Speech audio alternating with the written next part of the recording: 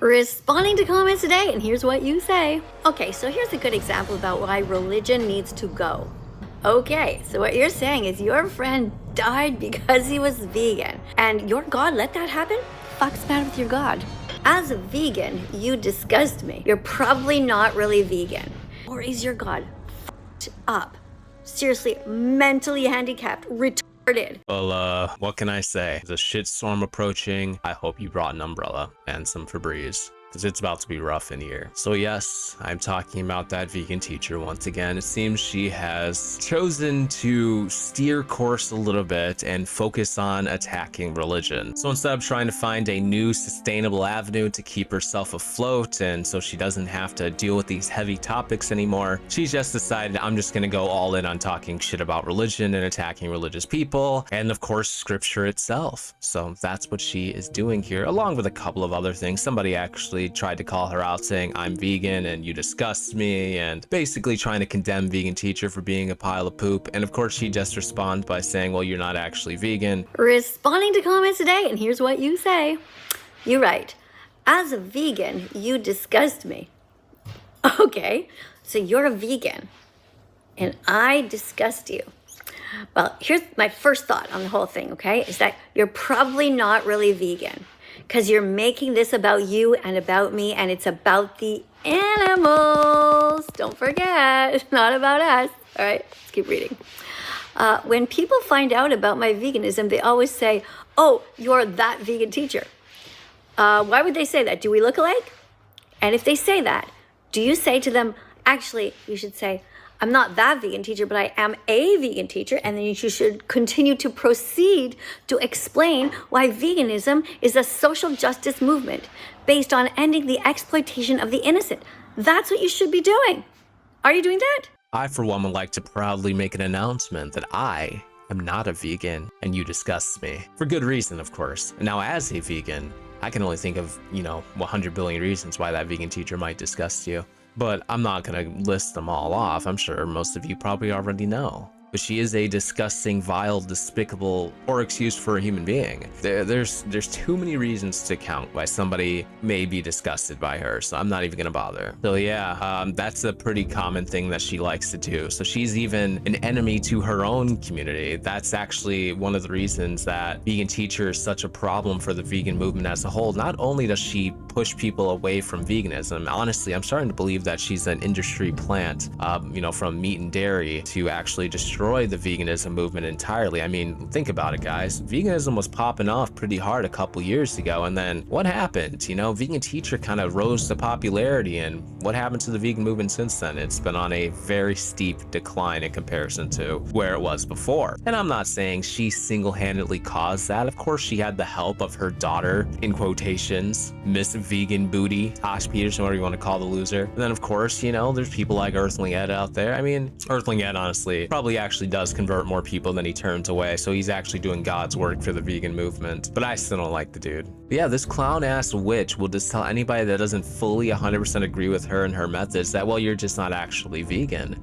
Because to her, being vegan means to actually be just like her. There's been plenty of people like Ben of the Week who announced that they're vegan. It's like, well, you're not actually vegan. There's a lot of people. So if you're not going out there making a full, complete ass of yourself, making enemies out of everybody, and actually turning people away from the vegan movement, then you're not actually vegan, because that's what a true vegan does, according to that vegan teacher. That's why she is such a horrible example of what a vegan is. But she's also one of the biggest, loudest mouths on the entire internet, which is one of the main contributors to people's distaste towards the vegan community. Though she is not representative of all of it, not even most, it's just her presence is so widespread and so well known. Now, when it comes to attacking religion, she's done it in a few different ways in her past couple of shorts. Exhibit A. Okay, so what you're saying is your friend died because he was vegan.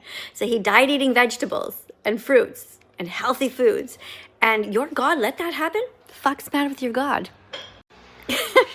No, I can't really speak for God or religion or anything like that in general. But let me just say, the way the world is designed, while there's a lot of cruelty in the world, nature itself is extremely cruel and always has been. But she likes to talk about that all the time, and she always chalks that up to, God or whatever. But what's interesting is she doesn't believe in God at all, right? And so she believes that everything in nature is just a product of evolution. It's a product of nature itself, and all that she observes around her is natural. Well, cruelty then is extremely natural. It always has been. That's nature. The lions killing zebras that you like to talk about, that's completely natural. That's what we've always observed on this planet for, since life has existed. For life to continue, life must consume something else. So even though she wants to come after religion and God and be like, oh, well, why would God create zebras to do this? Well, why don't you ask nature that same question? Because that's what, obviously you believe in, is the natural balance. And obviously the answer to that's quite simple. It's what's needed for a healthy ecosystem. For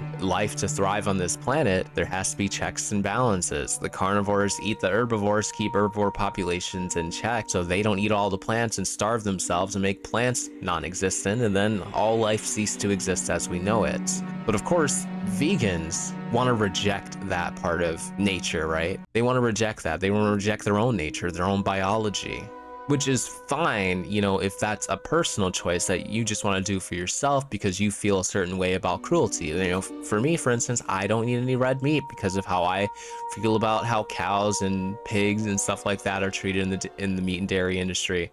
Living in extremely confined spaces, not even be able to move a muscle half the time. And I'm not really big on eating mammals in general, so I choose not to. Now, when it comes to chicken and fish, fair game. I need my meat. I need those food sources to be healthy. And the vegans will cry and argue all day that you don't. They're wrong. I've already started working on my whole veganism debunking video that's going to go in great detail explaining that. Just make sure you're subscribed. It's coming soon, I promise. But anyway, the elephant in the room, which has been ignored for a surprisingly long amount of time since I started talking, but her laughing about this person dying eating vegan food, it does happen. There are plenty of people that cannot thrive and survive on a vegan diet for any meaningful amount of time. And so yeah, people that don't correct that, people that have severe anemia and stuff like that, there's a long list of health complications that may come along with eating a vegan diet, depending on your body, depending on your biology, and what your body can handle on this strict diet.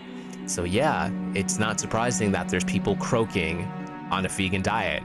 Happens all the time. But I heard to downplay this and just deflect and be like, who cares? Is very representative of a lot of vegans on Reddit and stuff like that on the internet. I've seen it all the time. Actually, in tomorrow's video, I'm going to be talking about a person who is severely anemic and has taken supplements, gone to doctors, has eaten all the iron-rich plants that they can find and are still severely anemic and potentially approaching an unrecoverable fate if they don't change things. They discovered, however, that eating animal products help them with that immensely, which means that the iron that they get from plants, their body just simply does not absorb it anywhere nearly as efficient as animals, which is something that is very common in people. But when they went to the Reddit thread to ask about this and seek help, advice from other vegans, they basically were just like, screw you, die. What a beautiful, selfless movement that really cares about all sentient beings. I guess except for our own, right? We're the only sentient beings on this planet that don't actually matter. Okay, so here's a good example about why religion needs to go.